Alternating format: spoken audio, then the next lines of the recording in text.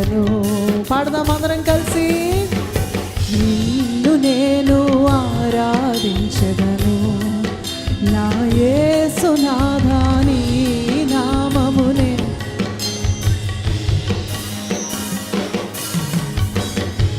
ఈ లోక దృష్టికి అందరూ ఎటు వెళితే అది జనులకు సరి అయిన మార్గం.